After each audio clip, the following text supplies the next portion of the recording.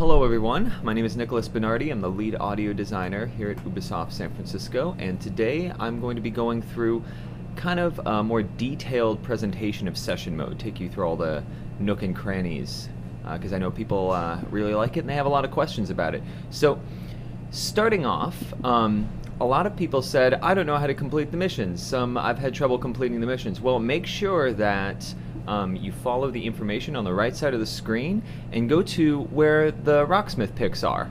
They'll actually direct you to where you need to go to load in the right stuff. So this mission is actually requiring me to load the Bare Bones Rock Band.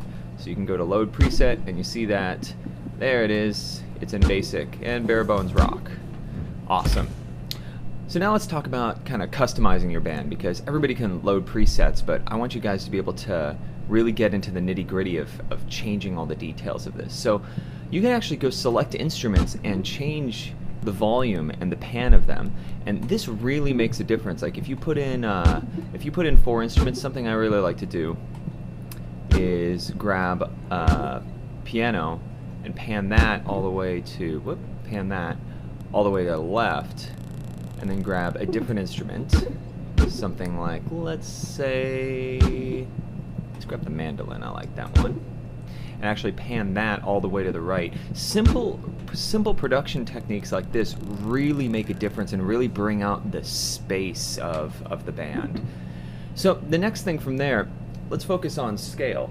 So scale is the actual specific shape that you're using, and this shape goes a long way to actually changing how the actual jam sounds. So Aeolian kind of sounds like your general minor that just sounds sad, right? But you can grab Ionian and that's going to sound like your typical happy. So that changes the shape that's actually on the fretboard. Root changes where that shape is anchored. So any of these scales with a root of A are going to be anchored at the 5th fret. They're going to start there. But if you went up to B, it's going to move that up a whole step. It's going to move that up 2 frets. So now it's anchored at the 7th fret. So let's see. A lot of people ask about the complexities and actually what goes into them. So right now I'm going to break it down for you. The complexities basically get harder when going from left to right. And when you start, jam on the far left is the simplest complexity. It stays on one chord. It doesn't change at all. The band doesn't really give you any curveballs, right? They're just hanging out on one chord. It's a very, very simple way to get started improvising. When you go to radio friendly, this has more kind of like a verse-chorus dynamic that you're going to hear on the radio, and when you get to the choruses, the band actually changes chords. The scale always stays the same, so you don't have to follow new notes. It's not like it's moving you all around the neck, but when the chords change, there's an interesting juxtaposition of tonality that happens, and you can start to hear that the scale is being highlighted in a different way. So 12 bar, for those of you who know a little bit about the phrase 12 bar blues, 12 bar is all blues forms. So when you set this up, it's going to play 1, 4, 5 classic blues forms till the end of time. So again, these are very like predictable chord changes now, but the scale is constantly going to stay the same during 12 bar blues, which is just perfect for just wailing away for hours and hours. So progressive is where things start to get much harder. So there's chord changes throughout. Whether in a verse, a chorus, or kind of an ambient section or an intro, you're going to have chord changes, but more importantly, you're going to see scale changes too. So the band could maybe say like, oh, well, for the chorus, we really want to modulate up here and change the scale on you. So now you're going to see the scale fade out and a new one fade in. It's going to move up and down the neck. It's really going to keep you focused on following the band and getting more of those different scales under your fingers. So changes is the most intense one. Changes is where whatever scale you start with and whatever root you start with, or whatever scale you start with, changes is going to constantly move that scale all up and down the neck. So your root position is going to constantly change. So that's an example of the hardest complexity.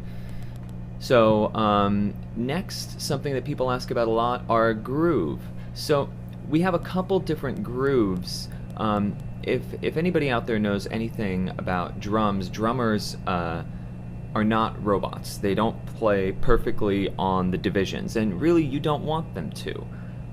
What you want is for a drummer to kind of have a feel, and then that kind of influences the band to promote that feel, you know? So robot is just straight on the grid. So robot works really well if you go and grab an electronic drum set. So if I grab like analog drums, for example, which is our like electronic drums, that'll work really great with robot. You're gonna hear how the two work well together. But if you want something like with like a real human feel, let's say you grab like the session drummer, who's kind of like this like sloppy, crazy kind of drummer, then you want to use something a little bit more realistic. So pushed is a groove setting where it feels like the drummer and it feels like the band are always just a little bit ahead of the beat. It feels like it's pushing the song forward a little bit more. Relaxed is, well, more relaxed, right? They feel a little bit behind the beat. It feels like they're not pushing to get anywhere. They got some time on their hands. Whereas shuffle, you're going to start to hear shuffle. By the way, with the 12-bar blues form, works really well. It's much more behind the beat, and you start to hear that the pocket of the shuffle come out a whole lot more. So on top of that, the next question that I usually get is tempo slew. What the hell is that? So tempo slew is well, first let me give you some history on this here. Musicians are not perfect. As much as we try, musicians are not perfect, and there's this tendency that happens with musicians that when music gets louder, when they're playing and they're playing louder and they're playing harder, people tend to speed up a little bit. Conversely, when music gets quieter, people tend to slow down. Now, you know, you work to try to prevent this, but it is something really built into how musicians play. So we actually simulated this in session mode. So with tempo slew, when you have that on, when you start to play a lot harder, you'll feel the band just like slightly get a little bit faster, and you'll see the tempo actually kick up on the groove meter in the center. So if you just want to use session mode as like a metronome and just practice and make things absolutely perfect and really focus on your time, you can easily turn tempo slew off. I personally like to have it on. It feels very realistic, and I really like it. So the last one people ask a lot about is room. So room is basically the sound of the room that the instruments are playing in. People don't usually think about how much a room or how much a space really affects the end sound of an instrument. So drums, for example, are a good example of this. Drums in a studio, which is, you know, really tight, there's not a lot of reverberations, there's no like echo tail or anything like that, they're going to sound really crisp and clean, just like almost like your ear is right next to the drum set. But if you go up to an arena, you know, like playing at a Pac Bell Park or something like that, you're when the drummer hits that snare drum, you're going to hear like a huge tail to it. So those are basically the two extremes, and then we have everything in between with their own flavors, right? A club has like a little bit more reverb and it's a little bit more lively, whereas a hall is something more like a larger concert hall, like the Fillmore or something like that. Cathedral is obviously church-type setting with a much longer, more boomy, reverberant kind of sound, and arena is the most extreme, where you're getting like huge slapbacks, because maybe, you know, we're trying to simulate like you're in the last row of a gigantic stadium. So now we're going to talk a little bit about the session mode interface. So I just grabbed the Vintage Blues Band, and as you can see at the top of the screen, as I play, the white line is actually the band's dynamic level. So that's like how intensely they're playing. The yellow line is my dynamic level, so that's how intensely I'm playing in it. And as you can see, my intensity influences theirs, and the higher I actually go and the higher I stay, the higher the band is going to actually crawl up that way. You'll notice too later on in this piece, when I get a lot quieter, you'll hear the band actually pull back down a little bit. So the next thing from there, the big feature that stands out is the harmonicity meter in the center. So that's where it says A, pentatonic minor, right in the center. So the A is actually the root. Pentatonic minor is the scale that we're playing in, and above it you'll see the BPM, and because I have tempo slow on, you're going to see the BPM change a little bit, go a little bit up and down. Right now it's at 90. And to the right of that, you're going to see shuffle. So that's basically all of the information that was on the My Band page that we customized. That's where we're presenting most of it. But the harmonicity meter in the center, that is incredibly helpful feedback on notes that you're playing and whether or not they're in the scale or out of the scale, right? So you'll notice as I get notes in the scale, you'll see that it has a nice like blue or yellow line to it, or greenish line really. They're nice unobstructed waves. But as I start bending notes more or putting notes in that aren't in the scale and sliding around and making all this noise, you're going to see it get all fuzzy and kind of disconnected from itself. So this is really helpful visual feedback on top of the audio feedback and being able to hear the notes, because not everybody might know what these scales sound like. So the harmonicity meter is supposed to point you in the right way. You'll also notice below that not all scale notes are equal. Some scale notes are filled in, right? And you see the colors actually that are filled in, you see them actually changing. So at any given point, the scale notes that are not filled in are just called normal scale notes. The scale notes that are filled in are called chord tones. Obviously you guys want to know what the difference is. So it explains this throughout the missions, but the chord tones are the most consonant notes at any given point. They're the actual root notes that make up the chords that the bands are playing in the background. So if you're ripping a crazy solo or something and you're just about to end it, and you're looking for the perfect note to end it on, one of those chord notes is gonna be your home base. So it's really interesting, an interesting exercise to try only playing the chord notes or try only playing the scale notes. You'll really hear how with scale notes you're dancing around the chord more, whereas with the chord notes you're right on in the chord. You'll notice too that the chord notes change, and they're changing with the background, with the chords as they move.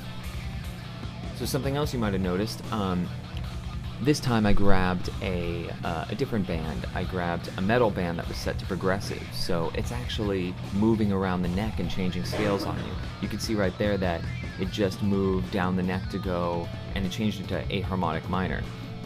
Something that people don't always notice though is right before, we give you a heads up here, right before we're going to change the scale, if we go up the neck, down the neck, or if we even just change the shape but keep it in the same place, you'll see around the key, or sorry, around the root, around the A, you'll see a 4-beat count off kind of circle from the left to the right around it, giving you a heads up that the scale is about to change on you.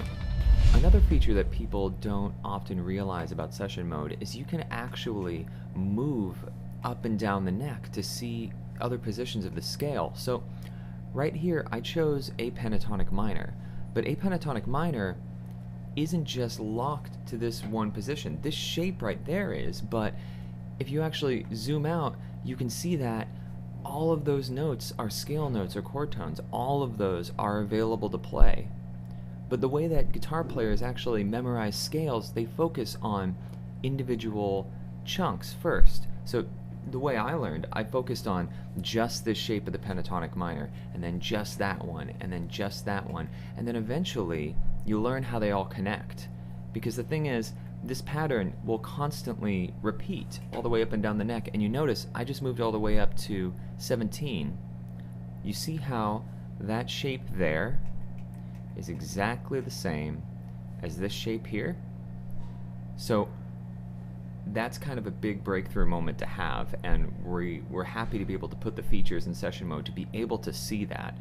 But basically the scale goes all the way up and down the neck and then ends up repeating itself. So once you can memorize these individual shapes, you're basically free to go anywhere you want. And then if you change the root, like I previously said before, if you change the root, it's going to move the shape a little bit, right? So now instead of the pentatonic minor being on the 5th fret, now it's on the 3rd fret, but it's the same thing. The shape is going to loop this time up at the 15th fret.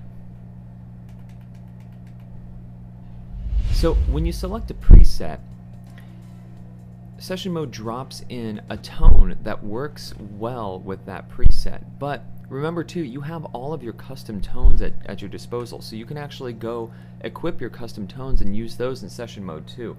I usually like to have 3 going. I have like a clean one, then a clean one with some echo and some craziness, and then like a distorted one that I take around with me everywhere.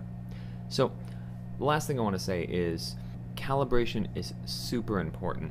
If you're not calibrated correctly, the instruments won't be able to understand or be able to listen to you properly. So if you ever feel like the instruments are just kind of not responding to you and being a little weak, or if they're slamming at the ceiling, it's time to go calibrate. If you ever swap guitars or change pickups and you feel like the volume difference is really extreme, definitely go calibrate. So you can do that by just going to the tuner, and from the tuner, go to calibrate. So I'm going to leave you guys with one of my favorite bands to play with called Experimental Electronic.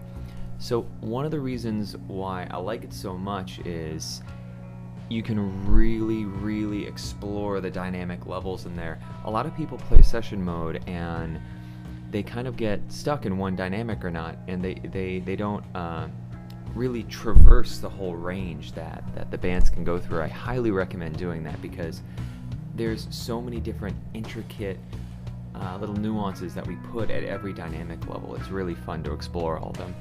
On top of that, another reason I really like this band is the ocean sound effects. I really love playing with the different sound effects in the miscellaneous file. They just like color the whole band and give this like really intense mood to it. One of my favorites actually is Rain that Ryan DeBolt did. He actually had it so that on the lowest levels, the lowest dynamic levels, it's just like light rain, and then as it starts getting up, it starts getting heavier, windier rain until you get to the full dynamic, and then there's thunder that comes in. So yeah, I hope you guys have enjoyed this little in-depth interview into session mode, and just keep exploring, because we put a lot of work into this thing, and there's a hell of a lot of content in there, and there's plenty for you guys to explore and start experimenting and creating your own stuff. So thanks, see you later.